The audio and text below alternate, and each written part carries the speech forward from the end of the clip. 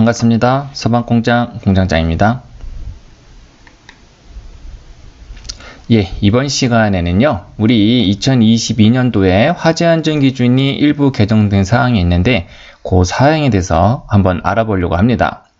자, 첫 번째 NFS 102 옥내 소화전 설비하고요, NFSC 203 자동화재 탐지 설비에 관련된 사항이 지금 개정된 사항이 올라와 있습니다. 자, 그 부분에 대해서 어떤 부분들이 개선되었는지 한번 짚고 넘어가 보도록 하겠습니다.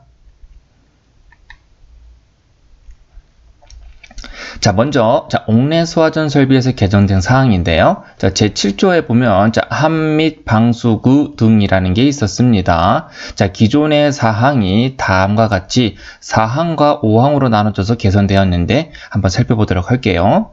자, 기존 옥내 소화전 설비 함에는 그 표면에 소화전이라는 표시와 그 사용 요령을 기재한 표지판, 외국어, 병기를 붙여야 된다라고 되어 있는데, 자, 그림을 같이 한번 볼까요?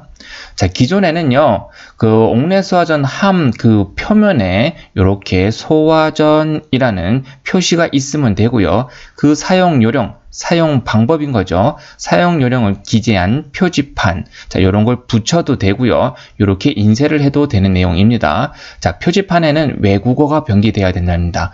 자, 여기 사용 설명이 한글도 되어 있지만 요 아래 이렇게 영어로 외국어도 병기되어 있으면 됐었는데, 자, 요게 어떻게 바뀌었냐면요. 자, 4항 옥내 소화전 설비 하면은 그 표면에 소화전이라는 표시를 해야 된다. 자, 소화전이라는 표시를 해야 된다는 것은 이 표면 자체에 그대로 남아 있습니다. 자, 그리고 5항이라는 게 신설되었는데요. 3월 4일에 신설되었습니다. 자, 옥내 소화전 설비 함 가까이 보기 쉬운 곳에 그 사용 요령을 기재한 표지판을 붙여야 하며, 자, 이것은 이렇게 사용 표지판을 자, 여기 밖에 표면에다가 붙이는 게 아니라 뭐예요? 인근에다가 붙이란 얘기입니다. 함 가까이 보기 쉬운 곳에 함에 붙이라는 내용이 아니라 함 인근에다가 붙여라 라는 그런 의미를 가지고 있어요. 하지만 인근에 이런 표지판을 붙이기가 어려운 경우가 있겠죠. 자, 그래서 표지판을 함 문에 붙이는 경우에는 이 표지판을요, 함 문에 붙일 수도 있는 경우입니다. 자, 그런 경우에는 문의 내부 및 외부 모두 붙여야 한다. 자, 외부에다가 붙이게 되면은 함 문을 개방되었을 때 이 사용 방법이 안 보이겠죠, 그죠? 자, 그래서 이 안에도 이렇게 표지판을 붙여서 열려 있을 때도 이 표지판을 보고 사용할 수 있게끔 표지판을 여기 외부 아닌 내부에도 모두 붙여라 라고 되어 있습니다. 자, 그래서 표면에 붙일 때 외부에 붙이게 되면 내부에도 붙여야 되는 거고요. 옥내 소화전이 함이 있는 인근에다가 붙이게 되면은 문을 열었든 닫았든 간에 외부에서 보이기 때문에, 그죠? 한 군데만 붙이면 된다라는 그런 의미를 가지고 있습니다. 자, 이 경우 사용 요령은 외국어와, 자, 우리 외국어 기존에 병기되게끔 되어 있죠, 그죠? 자, 하나 더 들어갔습니다. 시각적인 그림을 포함하여 작성하여야 한다. 자, 이렇게 그림으로 시각적인 그림이 들어가 있어야 된다는 얘기입니다. 자, 기존의 사항이 좀 더 구체적으로 나누어서 신설되었다는 것을 알고 계시면 될 것 같습니다. 자, 그리고 옥내 소화전 우리 법제처에 들어가서 원문을 보시면요, 우리 부칙이라는 사항이 있어요. 자, 그래서 개정된 사항이 언제부터 적용되면 되는지 관련된 사항이 여기 부칙에 들어가 있는데요. 자, 보면 시행일이 이 고시는 발령한 날부터 시행한다. 자, 이게 3월 4일 날 고시가 되었으니까 시행은 언제부터? 3월 4일부터 그 당일부터 시행을 하면 되는 겁니다. 자, 그런데 기존의 건축물이 우리 3월 4일 이전에 착공 신고를 해서 건물을 짓는 건물들이 있을 거잖아요, 그죠? 자, 그럼 그런 건물에도 소급 적용돼야 되냐? 그건 아니고요. 자, 이 고시 시행 후 3월 4일 이후에 새롭게 신축, 증축, 개축, 재축 이전 또는 용도 변경, 대수전의 허가, 협의를 신청하거나 자 그래서 이거 이전에 3월 4일 이전에 신축, 증축 이런 신고를 했으면 뭐다? 안 해도 된다는 개념입니다. 자 3월 4일 이후부터 이 고시 시행 후부터 신청된 사항에 대해서만 적용하면 되더라 라고 해석을 하시면 될 것 같습니다. 자, 다음 넘어가서 옥내수화전 별표 1에 보면요. 우리 배선에 사용되는 전선의 종류 및 공사 방법이 있었어요. 제10조 2항에 관련된 사항인데 우리 1호에는 내화 배선, 자 2호에는 내열 배선에 관련된 사항이 있었어요. 자 그래서 내화 배선의 시공 방법은 뭐 이렇게 시공하면 된다더라. 자 이 부분에 대해서 이렇게 그림을 그려서 설명을 했던 컨텐츠가 있죠, 그죠? 자 요 내화 배선과 내열 배선의 내부 세부적인 사항들이 좀 변경되었는데 자 어떻게 바뀌었냐면요. 자 이렇게 좀 바뀌어져 있습니다. 자 9호는 변경이 되었고 자 9호 내화배선 좀 자세히 보도록 할게요. 자 요 9호에 있는 부분이 이렇게 변경이 되었는데 뭐 큰 건 없습니다. 여기 보면 전기용품 안전관리법이라는 표현이 되어 있죠, 그죠? 근데 이게 전기용품 및 생활용품 안전관리법으로 법이 명칭이 바뀌었어요. 자, 그래서 그 명칭이 바뀐 것만 표기가 되어 있는 상황이고요. 자, 그리고 요 아래, 자, 내화배선의 여기 아래 비고란이 있잖아요. 그죠? 요 비고란의 부분이 요렇게 변경이 되었는데요. 자, 여기 좀 확대해서 표현을 해놨습니다.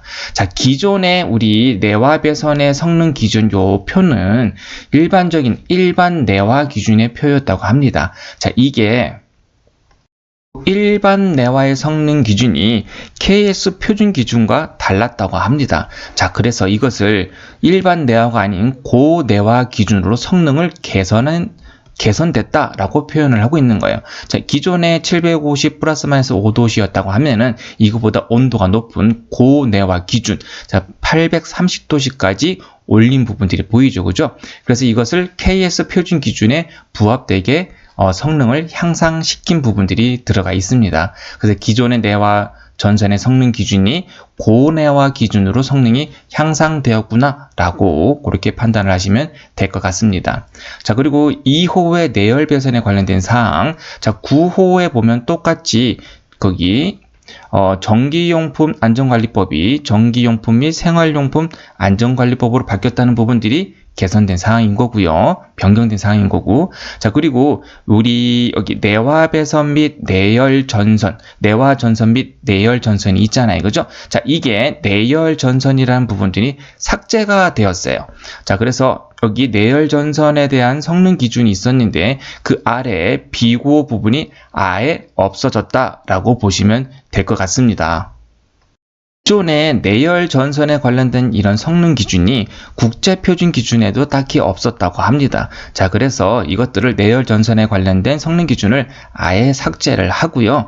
그리고 내화 전선만 이렇게 남겨놨잖아요. 그죠? 기존의 내열 전선을 삭제시키면서 내열 전선을 인정받으려면 최소보다 내화 전선의 성능을 확보하라. 좀 더 상향된 강화된 기준이라고 보시면 될 것 같습니다. 자, 내화 전선을 당연히 케이블 공사 방법에 따라 공사를 하면은 내열 전선 이상의 성능을 충분히 가질 수 있을 거잖아요. 그죠? 자, 기존의 내열 전선 성능 기준이 삭제되었다라고 보시면 될 것 같습니다. 자, 요거 보니까 자, 부치기에 우리 앞에서 봤던 사항은 고시한 날부터 바로 시행했지만 자, 별표 1, 저 단서 조항에 이렇게 돼 있잖아요.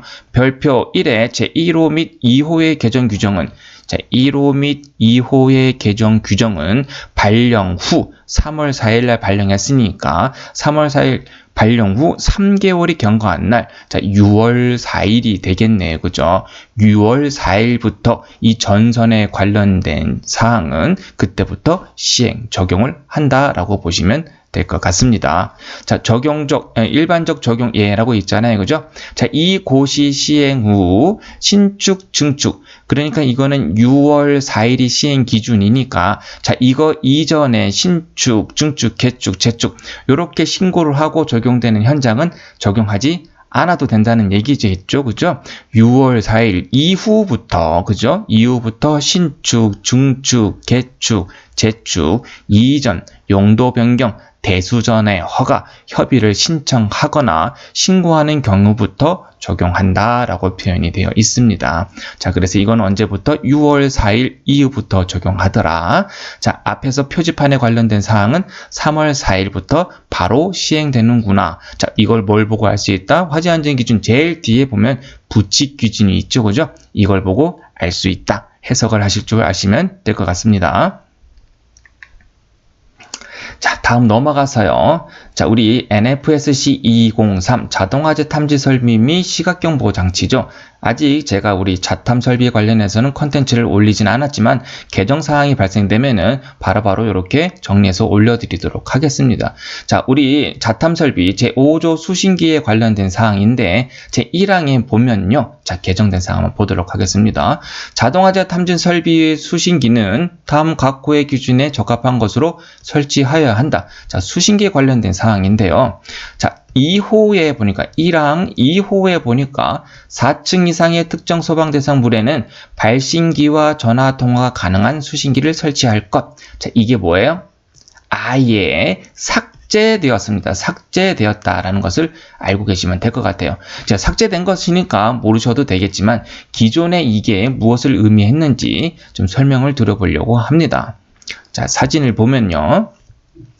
우리 해당 건물 층에서 자, 화재가 발생이 되면은 우리 머리 위에 있는 감지기가 동작하겠죠. 연기 감지기든 열 감지기든 동작을 하게 되면 관련된 신호가 수신반에 들어오게 돼요.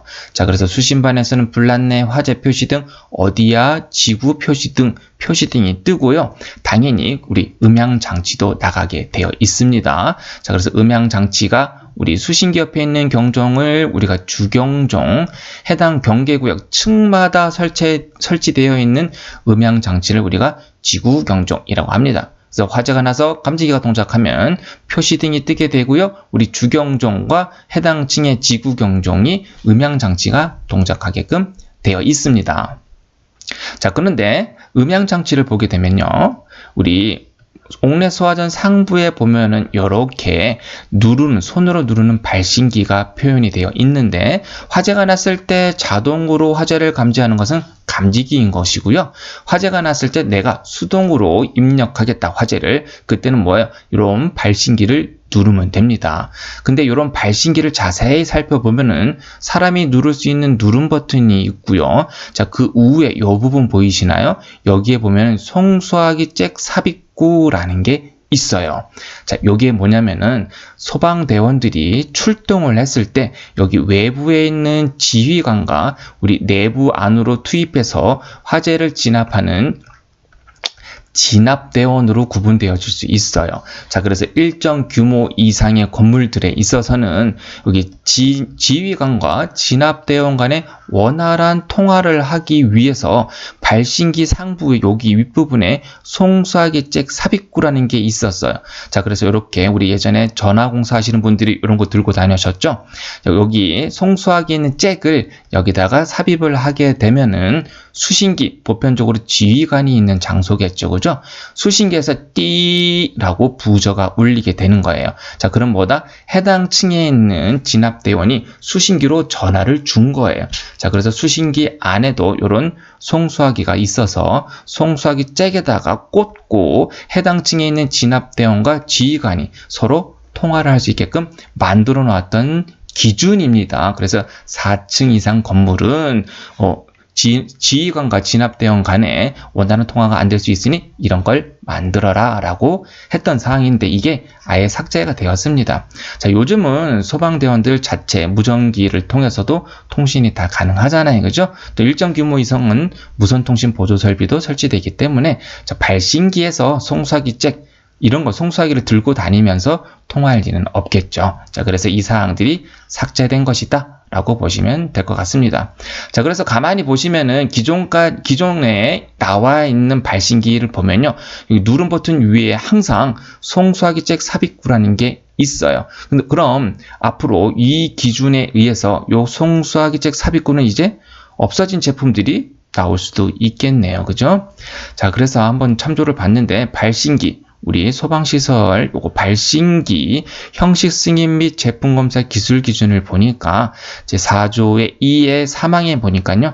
발신기는 수신기와 통화가 가능한 장치를 설치할 수 있다. 자, 그래서 이런 잭을 설치를 했던 건데 할 수 있다니까 뭐예요? 설치 안 해도 되는 사항입니다. 자, 이제 이 기준이 삭제가 되었으니까 뭐예요?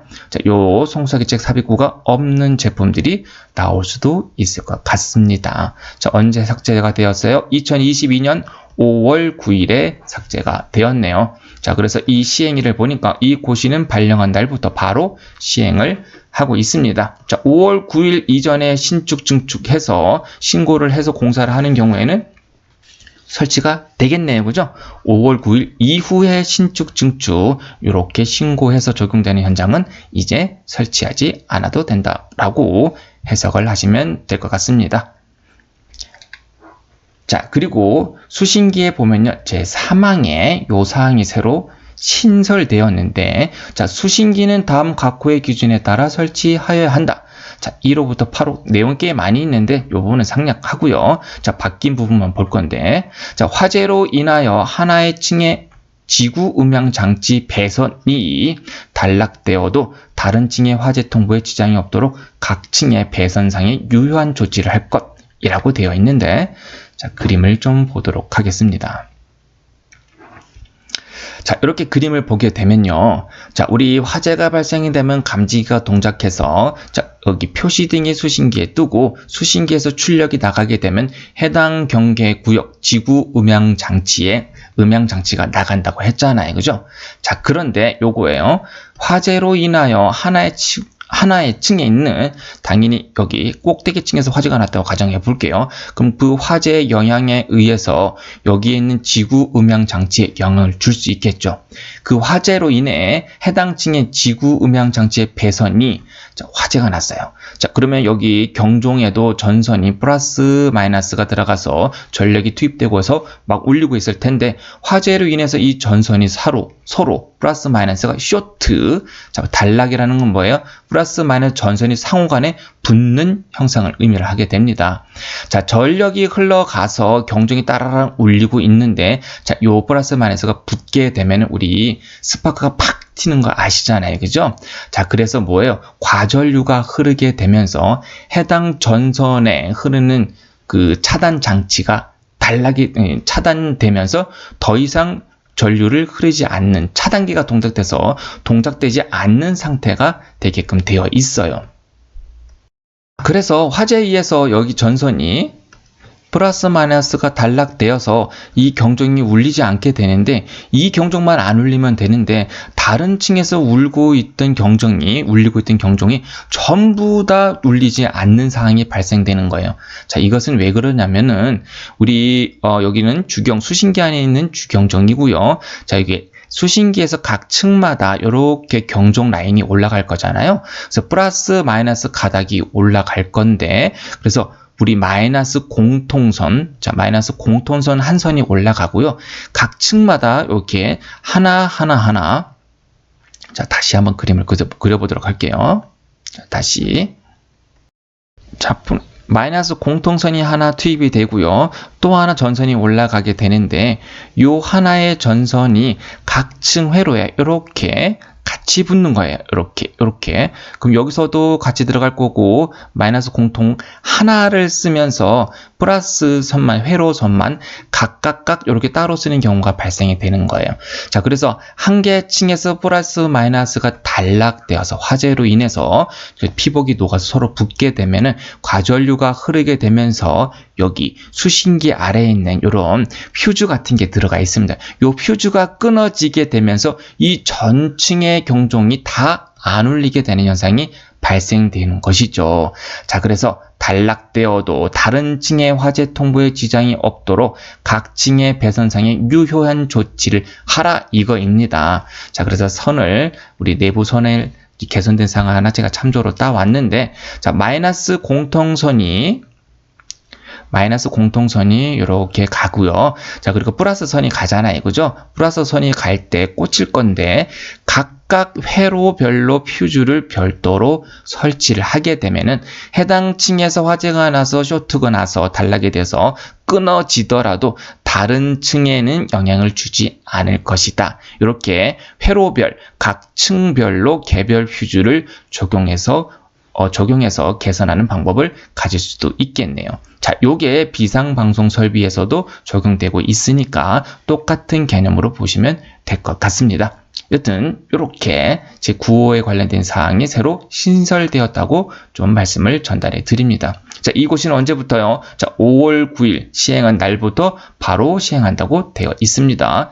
적용에는 똑같습니다. 앞의 사항과 똑같이 적용되더라. 5월 9일 이후부터 신축, 증축 이렇게 신고된 부분에 한해서만 적용하면 됩니다.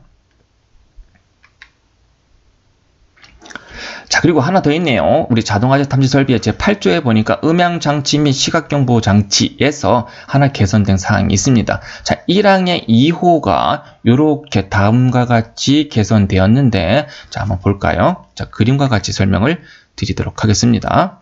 자, 층수가 5층 이상으로서 연면적 3,000을 초과하는 특정 소방 대상물은 다음 항목에 따라 경보를 발할 수 있도록 하라라고 되어 있는데, 자, 이게 뭐냐면요.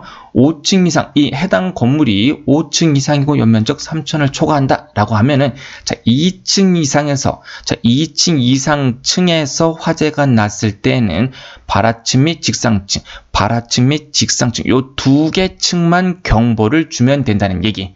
자, 일단 해석을 해볼게요. 자, 1층에서 화재가 났을 때, 1층에서 화재가 났을 때는 발하층 및 그 직상층, 발하층하고 그 직상층이면 2층이 되겠네요. 그렇죠? 1층과 2층 및 뭐예요? 지하층, 아래에 있는 지하층 전체를 의미합니다. 지하층에 경보를 발할 것이라고 되어 있고요. 자, 지하층에서 발효한 때에는 지하층, 지하 1층이든 지하 2층이든 지하 3층이든 지하층이 되겠죠.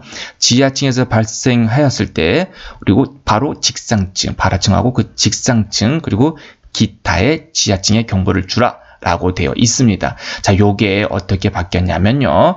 일단 규모가 바뀌었습니다. 층수가 5층 이상 연면적 3,000에서 층수가 11층 이상, 자, 공동주택의 경우에는 16층 이상입니다. 자, 그리고 연면적에 관련된 사항이 없어졌어요. 층수가 11층 이상, 공동주택은 16층 이상 특정 소방 대상물은 다음 항목에 따라 경보를 발할 수 있도록 해야 한다. 라고 되어 있습니다. 자, 볼까요? 자, 2층 이상에서 화재가 났을 때, 자, 2층이든 3층이든 어디든 화재가 났을 때, 2층에서 발생됐을 때는 발하층 및 그 직상 4개 층이니까 2층에서 발생됐으면 직상 4개 층 3, 4, 5, 6 총 5개 층에 경보를 줘라. 예전에는 직상층이니까 2개 층만 줬지만 최대 5개 층까지 좀 확대된 부분이 있죠. 그죠? 자, 그리고 1층에서 발화했을 때는 발하층 및 직상 4개 층, 직상 4개 층이면 하나, 둘, 셋, 4개 해서 5층까지가 되겠네요. 그죠? 자, 그리고 및 지하층, 지하층이라는 건 지하 전층을 의미를 합니다. 이렇게 다 경보를 줘라 라고 되어 있어요. 자, 지하층에서 화재가 났을 때는 잘 보세요. 자, 헷갈리시면 안 돼요. 발하층 및 그 직상층입니다. 자, 우리 1층, 2층 이상에서는 직상 4개 층이었는데, 자, 지하층, 지하 1층이든 지하 2층이든 지하 3층이든 화재가 났을 때는 뭐예요? 발하층하고 그 직상층입니다. 자, 발하층 및 그 직상층, 지하 1층에서는 지상 1층이 직상층이겠죠?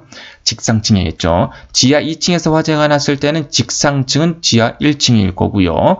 지하 3층에서 화재가 났을 때는 직상층은 지하 2층일 겁니다. 자, 그리고 그 직상층하고 어디? 그 밖에 지하층. 그거를 포함하진 나머지 지하층을 의미를 합니다. 그 밖에 지하층에 경보를 발할 것이라고 되어 있네요. 자, 경보를 발하는 방식이 바뀌었다는 거 기억을 해 두실 필요 있습니다. 자, 우리 과거에는 우리 전층 경보, 자, 경보 방식에는 전층 경보 방식과 우선 경보 방식이 나눠져 있어요. 자, 화재가 발생이 되면은 전층의 화재 경보를 줘서 전층에 있는 사람들이 모두 피난을 하라라는 개념이 전층 경보. 자, 근데 우선 경보 방식은 자, 여기 표에 보이는 것처럼 자, 우선 경보 방식은 발화층 및 직상층. 자, 건물 규모가 커요. 자, 큰 규모를 한꺼번에 경보를 주게 되면 피난 인원이 많기 때문에 상호간의 작용에 의해서 오히려 피난 시행이 더 지연될 수 있기 때문에 피난의 효율성을 좋게 하기 위해서 자, 발화층 및 직상층 두 개 층만 경보를 줬던 거예요. 자, 여기 1층에서는 1층과 2층 그리고 지하층. 자, 지하층은 보편적으로 위험한 장소이기 때문에 지하층 근처에서 화재가 나면은 지하층 전체에 경보를 줘서 한 번에 빼낸 방식을 적용을 하고 있는 겁니다. 그래서 전층 경보 방식과 우선 경보 방식으로 나눠졌었는데, 자, 요 아래 사항은요, 과거에 우리 고층 건축물, 30층 이상의 고층 건축물은 직상 4개층이라는 기준이 있었어요. 자, 그리고 우선 경보 방식이 발화층 및 직상층만 보내는 방식 두 가지가 있었던 거죠. 자, 2개층만 경보하는 방식, 5개층에 경보하는 방식 두 가지가 있었는데, 자, 2개층에 경보하는 방식을 없앤 거예요. 피난의 효율성이 그닥 개선되지 않았기 때문에 우리 피난의 효율성을 좀 더 개선한 사항이 직상 4개층이다 라고 보면 될 것 같습니다. 그래서 총 5개층에 경보하는 방식으로 우선 경보 방식이 정해졌고요. 자, 직상 1개층, 2개층을 경보하는 건 없어졌다 라고 보시면 될 것 같습니다. 그럼 하나 더 생각해 보면 과거에는 요거 시행 전 5월 9일 2022년 5월 9일 시행 전 5층 이상 3천 초과 하지 않는 그 이하의 건물들은 전층 경보를 했던 거겠죠. 그죠? 자, 그러면 5층 이제 4층까지 3천 이하까지는 몇몇 3층 이하까지는 전층의 경보를 줬던 사항인데, 자, 이제 전층 경보를 하는 건물이 많아지겠죠. 커지게 된 거죠.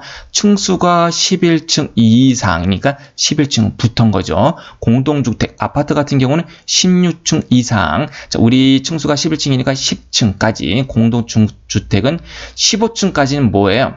이런 우선 경보 방식이 아니라 전층 경보 방식을 쓰는구나 라고 같이 알아두실 필요가 있을 것 같습니다. 그죠? 전층 경보하는 대상이 5층 이상 3천 초과 이거 이하에서 더 많아졌구나, 커졌구나를 같이 알아두실 필요가 있을 것 같습니다. 일단 변경된 사항은 알아두실 필요가 있겠죠.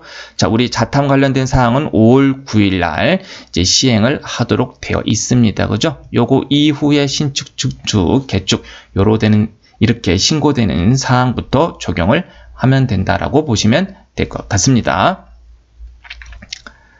자, 여기까지 해서 2022년 옥내 소화전하고 자동화재 탐지 설비 개정된 사항에 대해서 알아봤고요. 앞으로도 개정된 사항은 계속 올려서 여러분께 소개를 해드리도록 하겠습니다. 네, 여기서 마치도록 하겠습니다. 감사합니다.